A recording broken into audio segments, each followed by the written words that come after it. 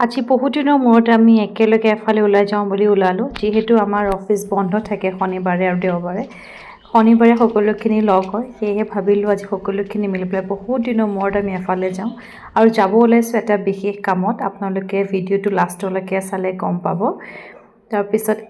আপোনালোকে আগৰ ভিডিঅ' চালেই গম পাব এয়া কোন হয় মোৰ হাজবেণ্ডৰ ফ্ৰেণ্ড হয় আমি ওলাই গৈছিলোঁ তাৰপিছত আৰু সেইদিনাখন যিহেতু ছেটাৰডে আছিলে গোটেই বেংগলোৰখন বহুতেই ভিৰ থাকে আৰু এয়া হৈছে বিশেষ জেগাটো আমাৰ এওঁ এজন লগৰ ল'ৰা আপোনালোকে এইজন যোনজনে ব্লু কালাৰ কাপোৰ পিন্ধিছে তেওঁ হৈছে বিয়া তো আমি তেওঁ বিয়াৰ কাৰণে কাপোৰ কিনিব গৈছিলোঁ তাৰপিছত যিহেতু আমি তাতে কাপোৰ কিনোতে অকণমান লেট হৈ গ'ল আৰু গোটেইখিনি একেলগে আউটিং কৰোঁ বুলি আমি ডিনাৰ কৰিব সোমালোঁ এইখন হৈছে হোৱাইট ফিল্ডত আছে চৌকি বুলি ইয়াতে আমি সকলোখিনি ডিনাৰ কৰিব সোমালোঁ ডিনাৰটো ভালেই আছিলে ইমান বেয়াও নাছিলে খাবলৈ টেষ্টি আছিলে আৰু ইয়াৰ ইণ্টেৰিয়ৰটো ইমানেই ধুনীয়া লাগিছিলে লগৰজনী দৌৰি গৈছে ফটো উঠিবলৈ তো আমি সকলোখিনিয়ে মিলি কৰি ইয়াতে ফটো উঠিলোঁ আৰু তাইৰ ছোৱালীজনী অকণমান আমনি কৰি আছিলে যিহেতু সৰু ছোৱালী ন তো অকণমান আমনি কৰিবই তাইও আমনি কৰি আছিলে তো আমি ভিতৰলৈ গ'লোঁ খাবলৈ কৰিবলৈ অৰ্ডাৰ দিলে তাৰপিছত এইখিনি হৈছে কেঁচা মাছ তেওঁলোকে একদম ধুনীয়াকৈ মানে শ্ব' কৰিবলৈ ৰাখি থৈছে ইয়াতে আমি বহি পেলাই অলপ ফটো উঠিলোঁ তাই আগে ভাগে গৈছে ফটো উঠিম বুলি তাই বহুতে ভাল পায় ফটো উঠি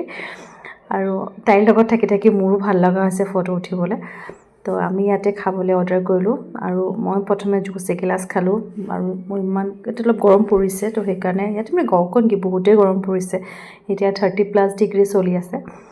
আমি মেংগো জুচ অৰ্ডাৰ কৰি পেলাই মানে আমি সকলোৱে মই মেংগো জুচ খাইছোঁ বাকী কোনোৱে খোৱা নাইকিয়া আৰু ওপৰৰ ইণ্টেৰিয়ৰটো একদম ধুনীয়া লাগিছে ন একদম ফুলৰ মানে কেঁচা কেঁচা পাতৰ নিচিনা লাগিছে বা দেখিলেও আৰ্টিফিচিয়েল হয় এইটো হৈছে মেংগো জুচ বহুতেই টেষ্টি আছিলে বাট ইমান সৰহকৈ আছিলে মই খাবই নোৱাৰিলোঁ অকণমান খালোঁ তাৰপিছত আমি খোৱাত অৰ্ডাৰ কৰিছিলোঁ বাটাৰ নান তাৰপিছত কিবা ৰাজধানী চিকেন বুলি এটা আছিলে আৰু এটা আছিলে কাশ্মীৰী চিকেন হয় মানে যোনটো কাশ্মীৰী চিকেন হয় একদম মিঠা আছিলে তাৰপিছত যোনটো ৰাজধানী চিকেন আছে একদম মানে গাৰ্লিক নহৰু আদা দি এনেকুৱা আছিলে তাৰপিছত ষ্টাৰ্টাৰত অৰ্ডাৰ কৰিলে ফিছ কাবাব নহয় কিবা আছিল নামটো ফিছ ফিংগাৰ চিকেন কাবাব আৰু এটা কিবা চিকেন মালাই টিক্কা নিচিনা আছিলে সেইটো অৰ্ডাৰ কৰিছিলে মই নামটো একজেক্টলি মই নাচালোঁ মই সোধোতেহে কৈছে পিছত যে কি আছিলে বুলি সোধোতে কৈছে এইটো চিকেন মালাই টিক্কা আছিলে বাট